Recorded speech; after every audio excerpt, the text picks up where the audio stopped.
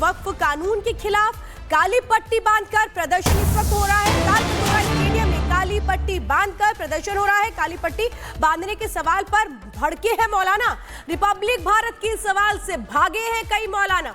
सवाल पूछने पर भड़क गए। क्या सवाल पूछना गलत है और कैसे भड़के, जरा सुनिए। तालकटोरा स्टेडियम में नए वक्फ कानून के विरोध में सम्मेलन का आयोजन किया गया और यहाँ पर जो तमाम जो मुसलमान पहुंच रहे हैं, मुस्लिम समाज के लोग पहुंच रहे हैं, उन्हें काली पट्टी बांधी जा रही है और ये बच्ची बांध रही है काली पट्टी। आपका क्या नाम है? हंसा। हंसा। हंसा। हंसा। हंसा। आप सबको काली पट्टी क्यों बांध रही हैं? किस बात के लिए बांधा जा रहा है? किसने कहा आपको बांधने के लिए? काले कानून के खिलाफ बना जा रहा है। जो नहीं, आप ये भी तो सिखा रहे हैं। बोला नहीं, छोटे बच्चे हैं। कोई बात नहीं। आपको क्या पता है, क्या बताया गया, क्यों बताइए? आप दुखी हैं, हम दुखी हैं। हमारे दुख, अपने दुख का इस तरह इजहार कर रहे हैं। एक बच्ची से आप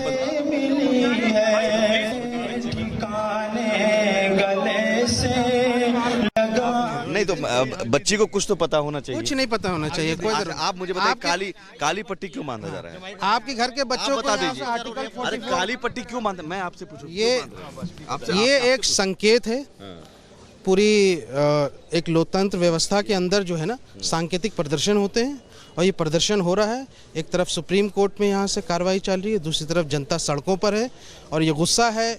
हम शांतिपूर्ण प्रदर्शन के बिल्कुल कायल हैं। जिस तरीके से हैदराबाद में हुआ प्रदर्शन, उसी तरीके से यहाँ प्रदर्शन हो रहे हैं और हमारे ज़िम्मेदार, हमारे उलमा हजरात की निगरानी में ये प्रदर्शन हो रहे हैं। और मैं ये समझता हूँ कि राम मनोहर लोहिया का वो कोट आपको याद रखना चाहिए कि जब सड़कें सूनी हो जाती है तो संसद आवारा हो जाती है।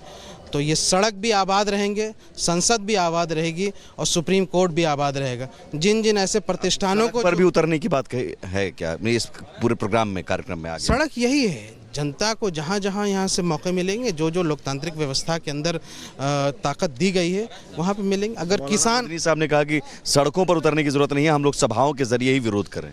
सड़क उसी को कहते हैं। अच्छा।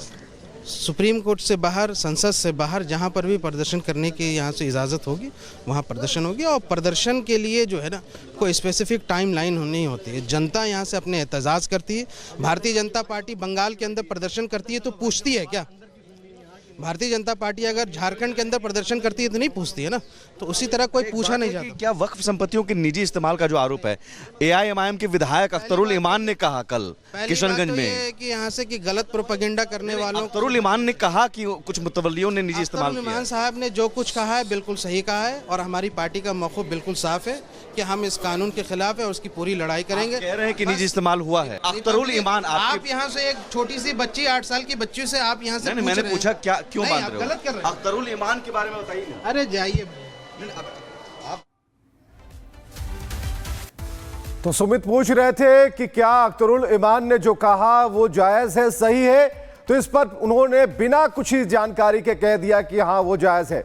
चलिए, तो 2 तस्वीरें आपको दिखा रहे हैं। तालकटोरा स्टेडियम और AIMIM के प्रमुख वहां पर बैठे हैं। ओवैसी वहां पर बेल्लारी कर्नाटक से भी तस्वीरें आई हैं। यहां भी वक्फ कानून के खिलाफ जो है एकजुटता का संदेश दिया जा रहा है और अभी कहा जा रहा है कि काली पट्टी बांधकर बिल्कुल शांतिपूर्ण माहौल में हम अपनी बात रखने जा रहे हैं। लेकिन कोई बंगाल पर बात नहीं करना चाहता, मुर्शिदाबाद पर बात नहीं करना चाहता।